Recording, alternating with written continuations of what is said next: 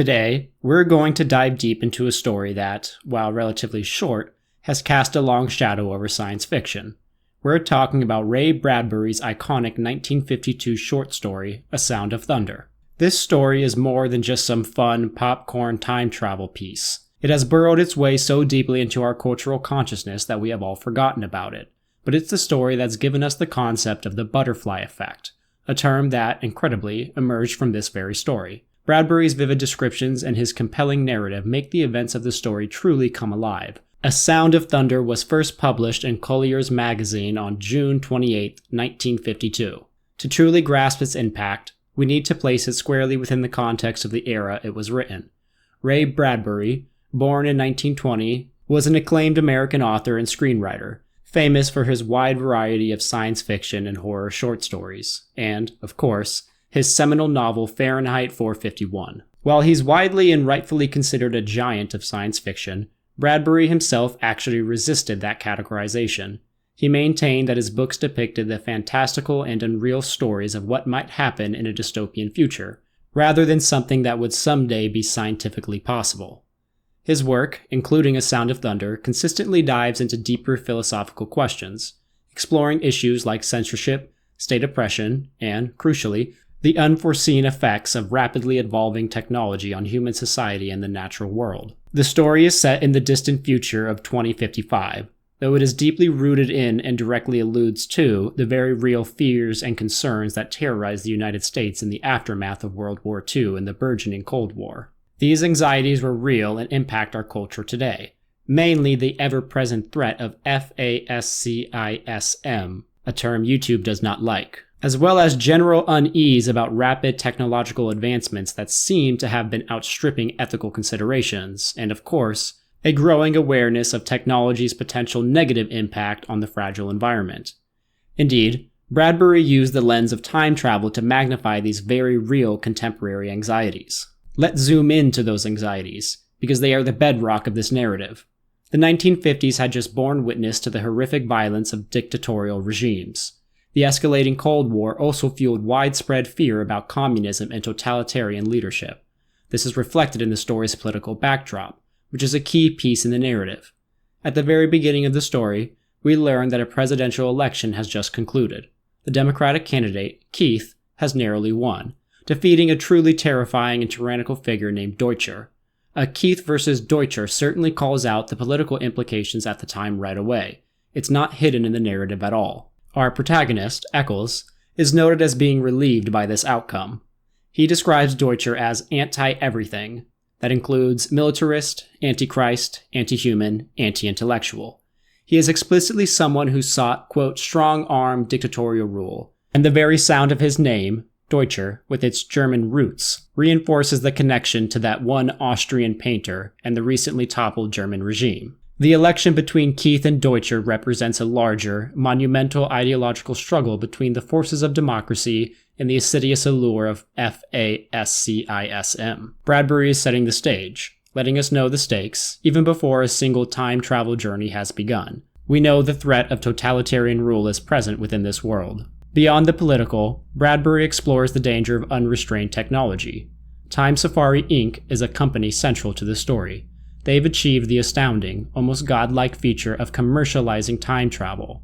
They offer trips back over 62 million years to hunt dinosaurs for a fee of several $1,000s. But despite their elaborate, tightly controlled protocols and their advanced technologies, they freely admit a terrifying truth. They are only guessing how time travel truly works. Coming from Travis, who's a safari leader within the company, quote, "Who knows? Who really can say he knows? We don't know. We're guessing.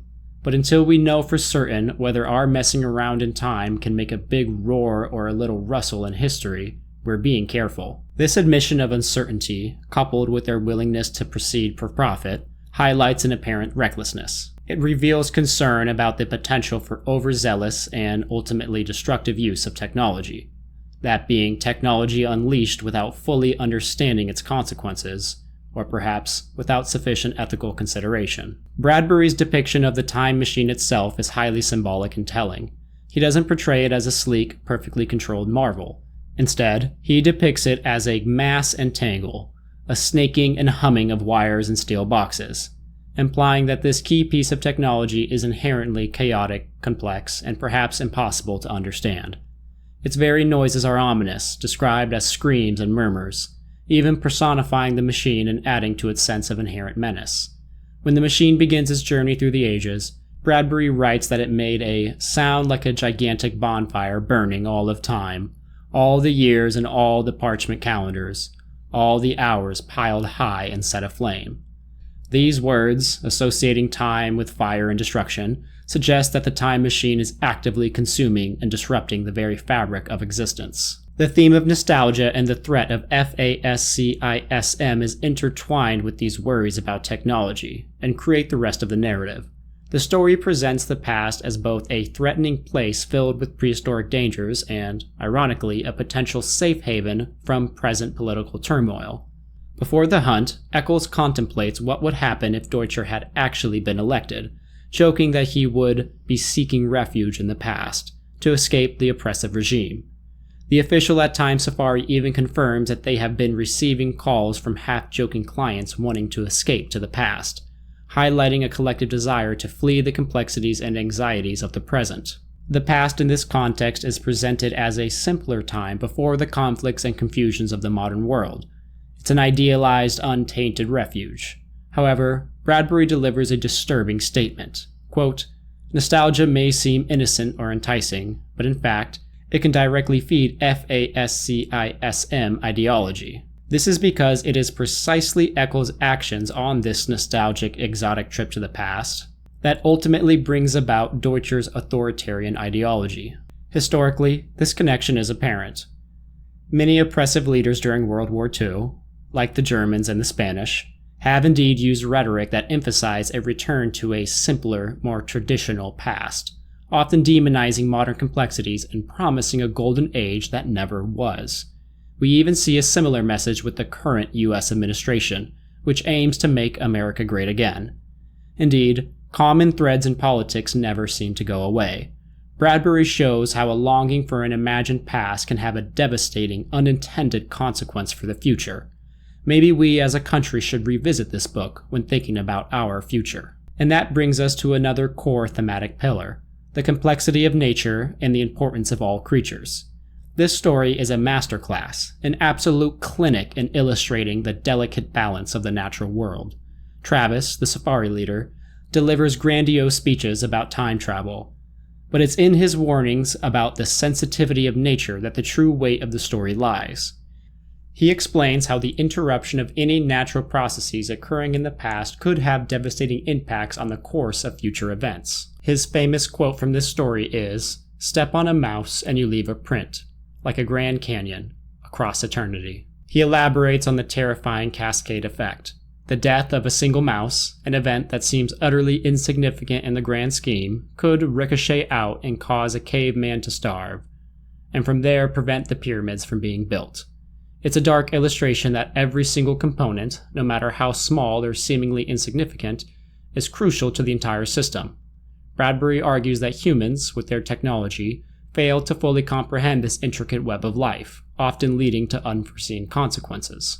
Bradbury also comments on colonialism, seemingly alluding that time travel is a colonialist venture. He subtly draws a parallel between the time safari operation and historic colonialism.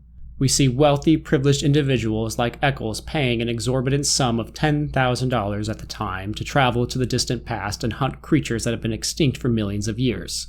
This act of hunting for sport in a foreign land directly reflects the practices of 19th and 20th century colonialists who enjoyed their exotic locales, often in Africa, to hunt big game. I think the whole Africa big game hunt has died down in recent times, but it was a common practice back when this book was written. Bradbury even makes this connection explicit through Eccles' own words. He remarks that the hunting safari of the past makes Africa seem like Illinois, which exotifies Africa while depicting the past as even more exotic than it is. This detail highlights a mindset where resources and environments, whether they be historical colonies or the past, are viewed as commodities to be exploited for personal gratification, rather than being sacred, interconnected systems to be respected. The story somewhat becomes a critique of not just unchecked technology, but of human hubris and the enduring desire for conquest, even if it's across the vastness of time. Now let's step into the story itself, starting with the business of Time Safari Inc. It's 2055, and time travel is a commercial enterprise marketed to the wealthy elite. Eccles, our eager protagonist, stands at the front desk, ready to drop a staggering $10,000 for the ultimate thrill, hunting a Tyrannosaurus Rex. But the air is thick with a sense of danger. The official behind the desk isn't shy about the risk, reminding Eccles that nothing is guaranteed. In fact, the previous year alone, a statistic haunts the enterprise. 6 safari leaders and 12 hunters had died.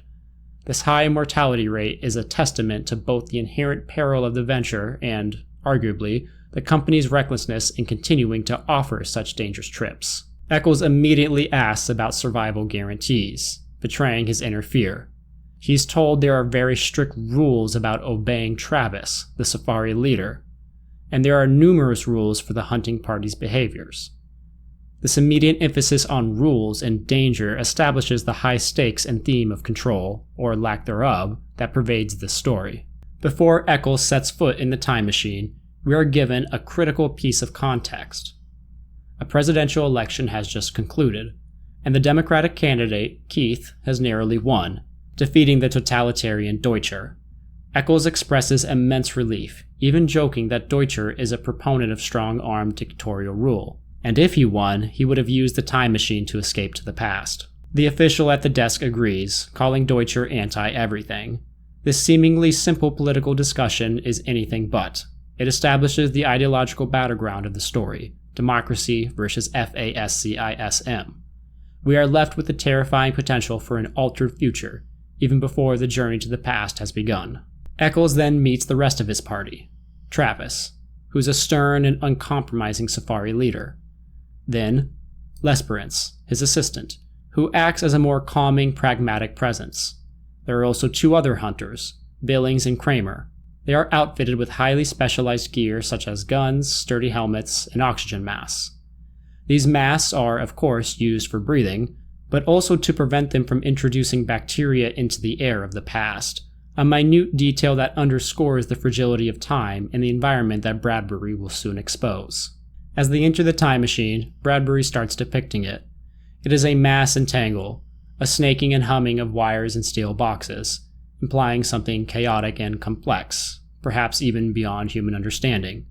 Its noises are described as screams and murmurs, even personifying the machine and adding to its menace. The air inside shifts from the smell of ozone to a cold, clean, beautiful air. However, there is the underlying sense that the time machine is actively consuming and disrupting the very fabric of existence, foreshadowing the profound disruption to come. While they begin their travel through time, Travis lays down the law, delivering what Bradbury describes as grandiose speeches about time travel and the sensitivity of nature. He lectures Eccles and the other hunters about the non-negotiable implications of changing the past. The rules are simple, but utterly critical.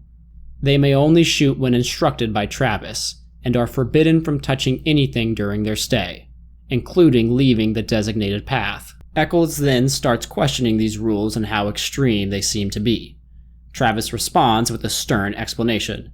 He emphasizes that the interruption of any natural processes occurring in the past could have devastating impacts on the course of future events. He then notes the story's central thesis, the iconic concept that would eventually be known as the butterfly effect. Quote, "Step on a mouse and you leave your print, like a Grand Canyon, across eternity." Travis goes on to illustrate the terrifying cascade. A seemingly insignificant death of a single mouse could ricochet out and, for instance, cause a caveman to starve, which in turn could prevent the building of the pyramids. Indeed, this is where modern media gets its understanding of the butterfly effect concept. This imagery serves as the primary vehicle for which Bradbury conveys the sensitivity of nature and highlights the potentially catastrophic consequences of even the smallest action. The danger of the business that Time Safari is conducting is underlined by Travis's admission that they are merely guessing about time travel. He states, "Until we do know for certain whether our messing around in time can make a big roar or a little rustle in history, we're being careful." It's a confession of overconfidence, setting the stage for disaster. Upon their arrival in the prehistoric jungle, The sensory details are overwhelming. Bradbury paints a picture for us. Bird songs drift off into the wind. There's a smell of tar and an old salt sea, moist grasses, and flowers the color of blood. He describes pterodactyls as giant bats of delirium and night fever, and strange reptilian birds, immersing us in a world that is both wondrous and terrifyingly alien. They exit the time machine onto a meticulously constructed anti-gravity metal path that extends into the jungle, hovering 6 inches off the ground. This path is a desperate attempt at control. Its explicit purpose is to protect nature from being disrupted by the safari participants, ensuring that the present will not be affected by their presence in the past. It is designed to prevent them from touching so much as one grass blade, flower, or tree. Time Safari believes they've accounted for everything that could go wrong, confident in their technological solution. However, Bradbury subtly hints at a critical human flaw. They fail to truly account for the human element of fear, or a human's primitive or natural reactions to overwhelming danger. He suggests that humans are ultimately not as in control as they believe themselves to be. Lesperant, Travis's assistant, reveals their precise and seemingly foolproof method for minimizing time paradoxes.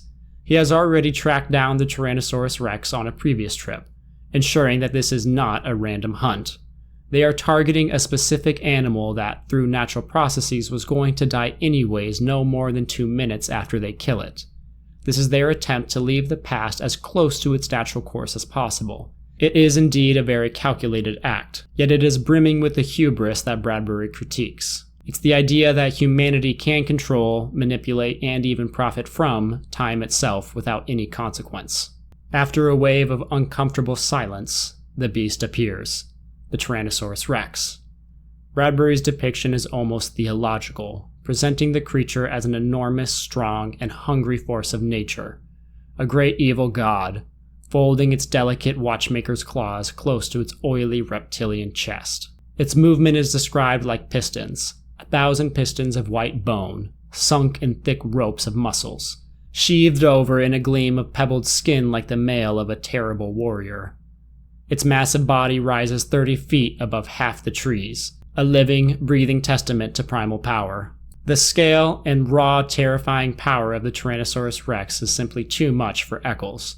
His initial overconfident demeanor and cockiness completely crumble into pure, unadulterated, paralyzing panic. He freezes, declaring that the dinosaur cannot be killed, and that he was a fool to come. He is paralyzed by his cowardice and his inability to obey Travis's command. Travis, seeing his terror and knowing the absolute necessity of strict adherence to rules, immediately orders him back to the time machine. Billings and Kramer, the other 2 hunters, open fire, their guns blazing a flash of fire, a burst of smoke. The sheer force of the dinosaur's death creates a monumental sound like thunder. Finally, they succeed in killing it. Moments later, confirming Lesperance's meticulous planning, a tree branch falls onto the beast, the dinosaur's scheduled death. It is a grim yet ironically precise confirmation of their efforts to minimize a time paradox. Back in the quiet of the time machine, the tension is thick. Travis is absolutely furious at Eccles. He's angry at how the hunt went, yes, but also about the violation of one rule that keeps all of time from unraveling. When he spots it, the unmistakable damning presence of mud on Eccles' boots, the reality hits. Eccles, in his paralyzing panic, had stepped off the path. Travis is certainly furious. He initially threatens not to take Eccles back to the future, declaring that leaving him in the past would be a just punishment. He rages, saying, "I'm not sure I can let you come back with us. You'll have to stay here." Lesperance, however, intervenes, acting as a more pragmatic voice of reason, implying that leaving Eccles would only cause further harm to the timeline. Eccles, desperate to escape the consequences of his mistake, then tries to fall back on the one solution he believes can solve any problem: money. He attempts to bribe Travis with a massive check for $100,000, revealing his foolhardy belief that money, a simplistic solution, can solve the complex problems.